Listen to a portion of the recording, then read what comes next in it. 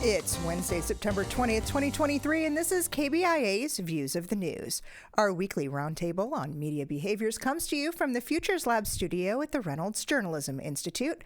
I'm Amy Simons, and here with me are my colleagues, Kathy Kiely and Luke Capizzo. On our program this week, after 15 years and a lot of hard work, Mexican journalist Emilio Gutierrez Soto gets asylum in the United States. Rolling Stone founder Jan Wenner axed from the Rock and Roll Hall of Fame after comments about black musicians and women. And it's the band everyone loves to hate, Nickelback. We're going to talk about the new documentary that was commissioned by the band. But we're going to start first with Kristen Welker's Meet the Press debut on Sunday morning on NBC. It was billed as an hour of must-see TV, a sit-down interview with Donald Trump. You can watch that full interview on NBC's website, and you can see when you do that it's a 1 hour 18-minute volley between the former president and former White House correspondent. She worked in a bunch of topics in that time, from the indictments against him to January 6th, to abortion, to Ukraine, to the economy. There were moments when he steamrolled her, refusing to answer questions and talking right over her, and moments when she gave it right back to him and fact-checked him in real time as needed. And I get wanting to get a big name for the first show, and Biden and the Biden administration turned them down. Was Trump the move? Well, second prize is a 2-hour sit-down interview. I mean, I just felt so sorry for Kristen Welker when I heard this, and I thought, you know, what a way. Sorry in what way? Well, because it's a no-win situation. I think we've talked about this before, that, you know, we in the journalism business operate according to certain norms, and those norms are assuming that our sources are going to abide by certain norms, like trying to tell the truth in most cases, or trying to at least not obfuscating, answering the question, and having a certain professional courtesy in dealing with members of the press. Trump doesn't do that. His refusal to do it over and over again means that he is, he's a disruptive force who is impossible to interview, and it is impossible to maintain a level playing field there. And you end up platforming somebody who's a demagogue and a liar, and the journalist can't win. So that's why I felt sorry for her. I felt like she did as good of a job as one can do in many ways under those circumstances, in picking her battles, pushing back, as well as the layering of different fact-checking that they did on top of that interview afterward. I'm not sure what else you can do, but as you said, Kathy, I don't think there's a way to win under those circumstances. And so while I think that it was about as good of a package as you could have put together under those circumstances, there just isn't a place where that's going to set her up to succeed. And I think it's particularly difficult for a venerable program like that to adjust enough to meet the demands of this kind of off-the-wall candidate. Meet the Press is the kind of avatar of journalistic norms, right? You know, and so and you have a new host who is trying to set a tone, and you just throw this big orange banana peel underneath her feet. Well, I just think it was a terrible thing to do. Me, what did I think and what do I see for this is the future of Meet the Press? And I said, I don't know. Ask me on Monday, or ask me a week from Monday, or 2 weeks from Monday. I don't think we can really say that this was the true beginning of the Kristen Welker era. No way, because when you put Donald Trump on a platform like that, it's all about Donald Trump. It is not about the interviewer. And, you know, just to be clear to our listeners, I don't think that, you know, this isn't a matter of like, we want the journalist to look good, or we just want a decent interview where there's some normalcy, and you just don't get that with Donald Trump. You don't. And so is it wise to try to put him on a platform like this and expect to get anything more than what you got, which is talking over somebody, telling a lot of lies that have to be fact-checked on air? It's like the little Dutch boy. You know, you might plug 15 holes, but then you get dumped on by the 16th, right, that you missed because there are just so many lies that you can't possibly keep up with them. It's really a difficult assignment for a journalist. It's also a historic one, right? And this was a big moment for women, for people of color. The idea that Meet the Press, again, this venerable outlet, this avatar for journalism, that we're seeing that that there's a greater sense of inclusion at that table and who's going to be running that table going forward. Oh, it's huge. And that's why I think it was so, did we really have to muck it up with Donald Trump? Which to me is pandering for ratings. Sure. You know, it's kind of like, could you, and I honestly, Amy, I wondered to myself, if this were a guy, would that guy have taken that assignment, and would that guy have been free to refuse the assignment? Because if it had been me, yes, is the assignment. Yeah. yeah, I mean, because it really does throw a lot of shade on that. What, as you pointed out, is a very historic moment. It's really an important moment for journalism because we are including more people at the table and showing that women and people of color have a place at really what has been an important voice and really an agenda setter for journalism. So it's great, but to overshadow that with this kind of no-win interview situation, I think was really unfortunate. It seems unfair to her in so many ways, and unfair to the folks who I think are looking to get genuine information about this repeat election, especially having someone on who didn't really have anything new to talk about in those moments. I think it's different if there's a particularly newsworthy reason to bring someone back in that sense, but that didn't seem to be the case, and there didn't seem to be anything broken news-wise over the course of the interview, which again I think is another indicator that it may not have been the best choice for that first round. Okay, so this next thing, it wasn't like it happened overnight. The writing was on the wall from the moment that the New York Times company bought The Athletic. And it was formally announced in July. Still, it didn't make it any less, well, weird when the New York Times hit newsstands yesterday without a dedicated sports section. The last sports section was published in the New York Times on Monday, and it was a really emotional day for staffers who held a protest walking through the newsroom and picketing outside the building. This is, and I think I'm speaking to this more personally, right? Yeah. This is a sad day because It is. the folks that I think of as the platonic ideals of sports journalism are people like George Vesey, Bill Rhoden, who not only are exceptionally good writers, but help us understand both the sports and the meaning culturally of those sports in ways that I don't think the average sports journalist has the time and space to be able to do.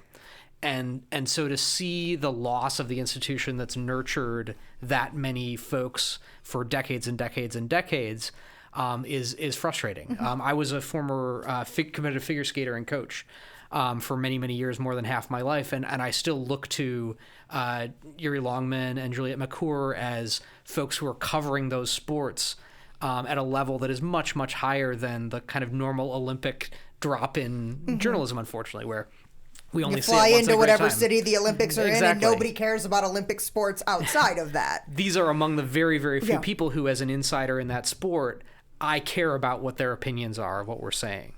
And so, again, I just don't feel like most news outlets have the resources to dedicate that kind of time to that type of sports journalism. And so it's a challenge and a sad day to see that lost. Well, in this, I saw it described in one of the pieces, it's on our links blog, that in a year when the Yankees are stinking out the place, the Mets ownership has even given up on the Mets.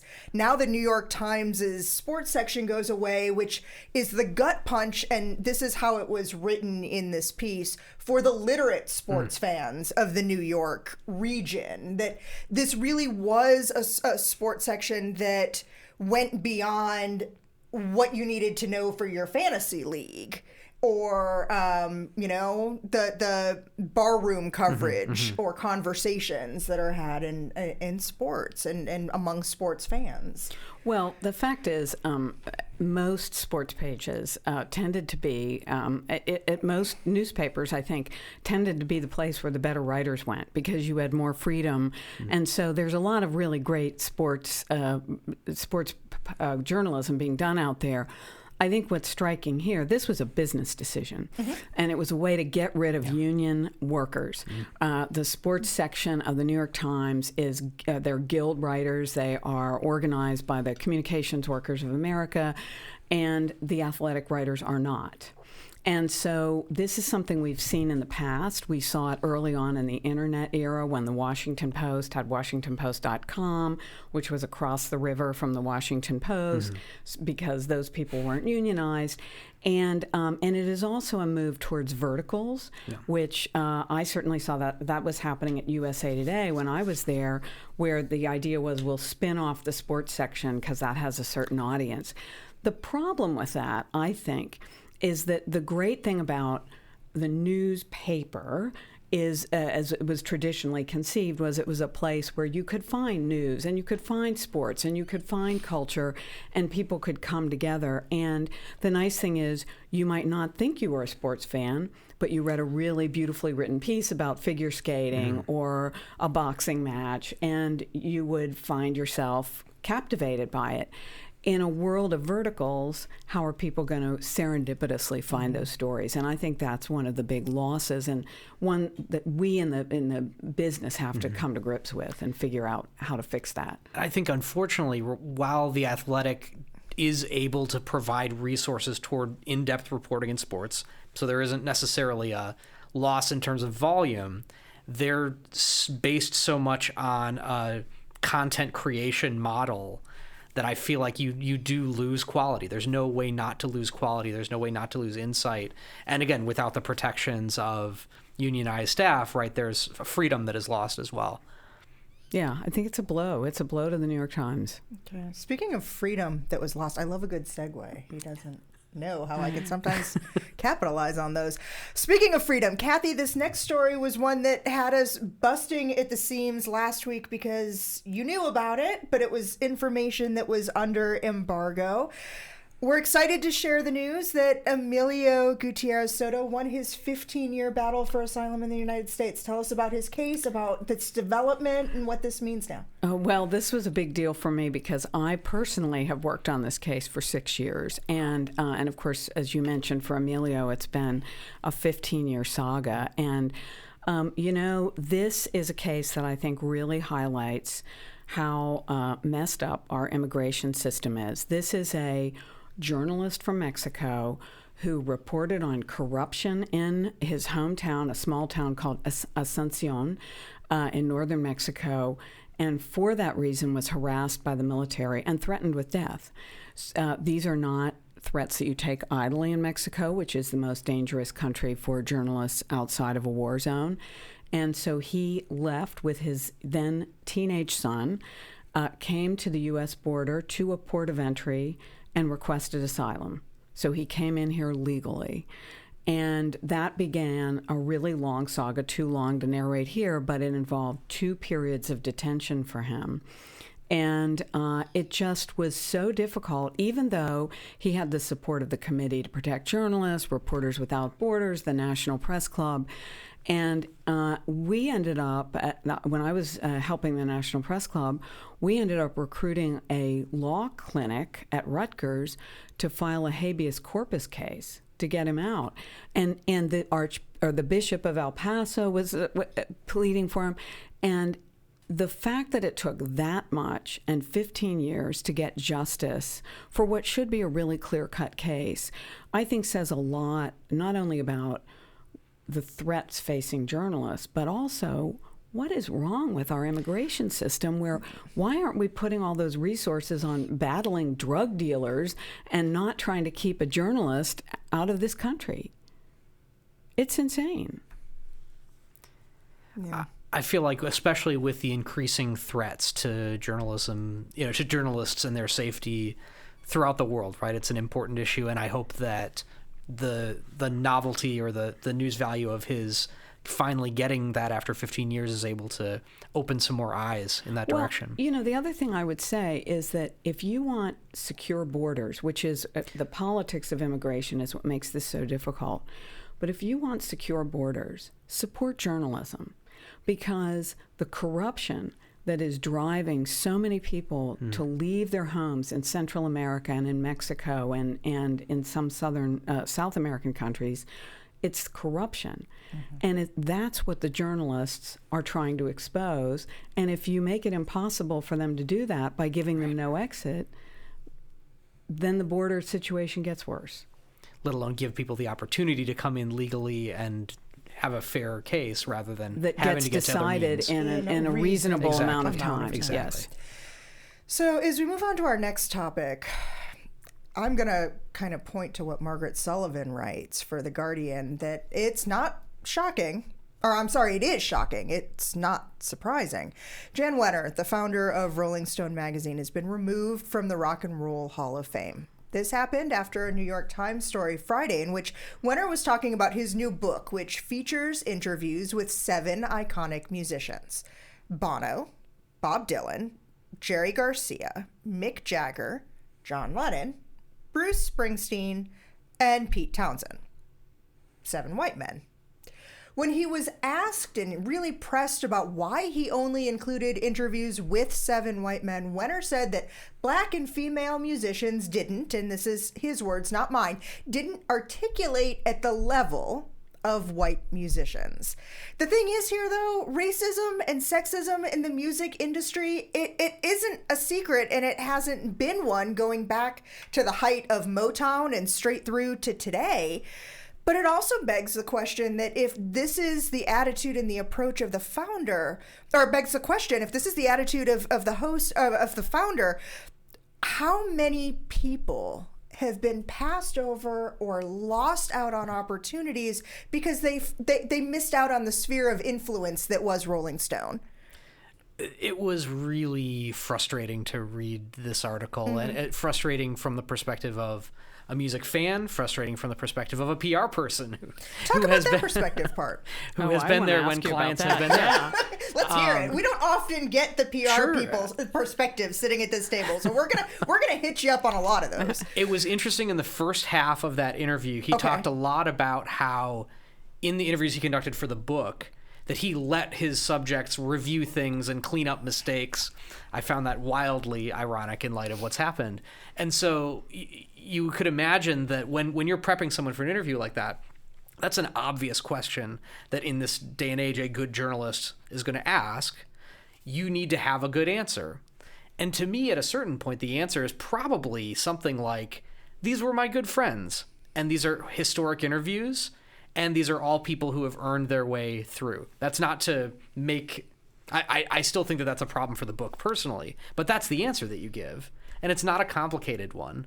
And it's still problematic, but that's the truth. The other thing that really shocked me was it was clear that somebody in the editing process had flagged this problem for Wenner and said, dude, you don't have any women or people of color in this mix, because it mentioned, I think in the interview, that he addressed it even in the foreword of the book.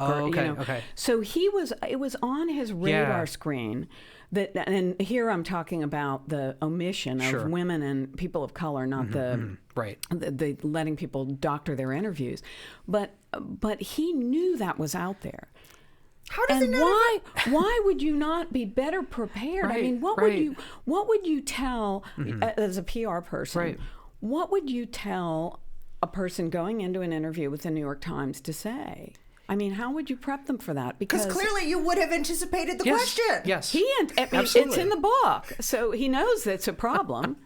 You have to. I think you come back to what's the rationale for Rolling Stone being the way it was then, and I think you frame it as part of the past. And this is, since a lot of those interviews are historic anyway, it's an artifact. and history doesn't have to include everything all of the time.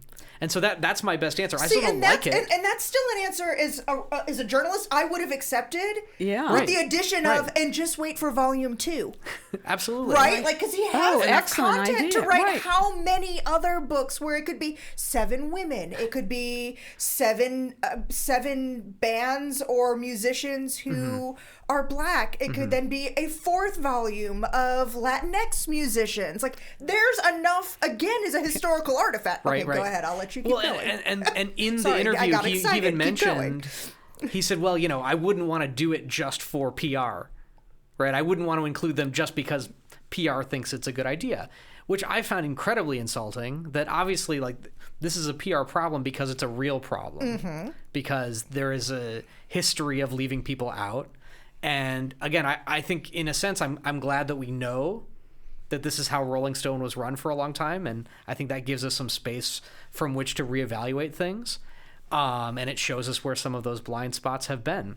Not to say that Rolling Stone hasn't done great writing in a lot of ways over many, many, many decades, right? They're still an important venue, but it undermines a lot of what we see and a lot of the prioritization of certain artists that, again, it has excluded people for decades. Yes, and I think that's a great point, that it really highlights that. The other thing is, but speaking of handling a PR crisis, Wenner's son immediately repudiated what his dad said. I mean, said, I love him very much, but not, because the son is now running Rolling Stone.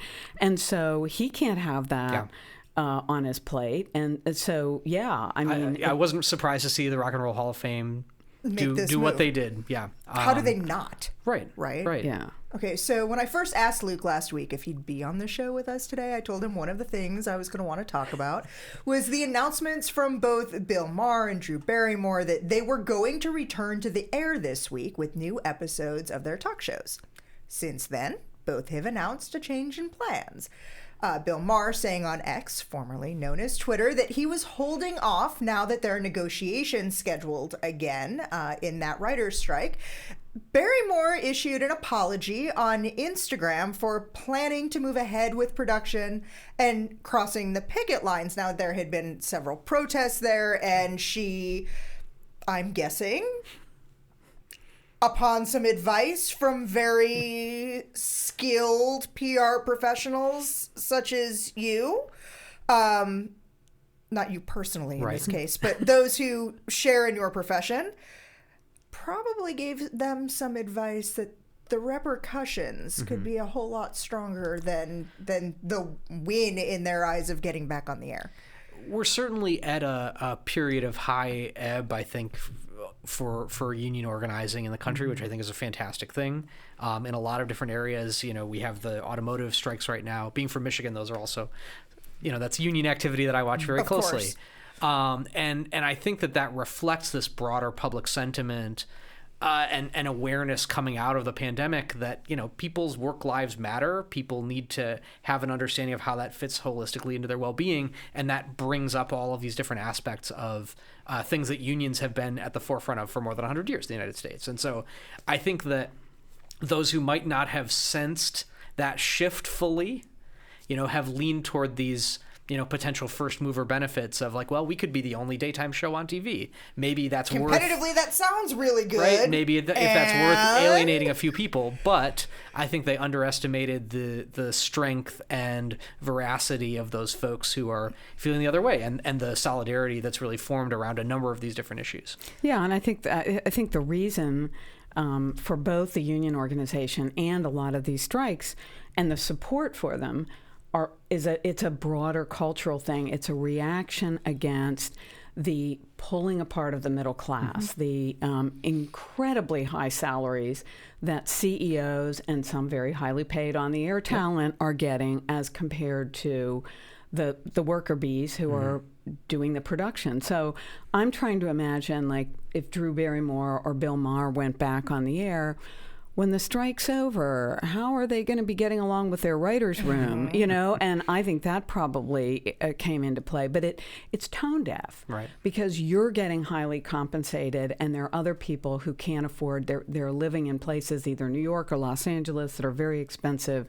So I think it's a response to that, and a good response. Okay, so anyone who knows me knows I have a pretty eclectic musical taste, and poor Luke is the faculty member who has the office next to me. And so he has unfortunately been having to listen to Nickelback for the last 2 days. And it's because of this story. It suddenly made me want to listen to Nickelback. It was about something that was in the New York Times, and I had to chuckle when I read the headline. Nickelback knows you hate them, and they want to talk about it. Back in the early 2000s, if you're not familiar, Nickelback got more radio airtime than any other band in North America. Only it was the band we all hated. Do you even know why? I didn't until I found this.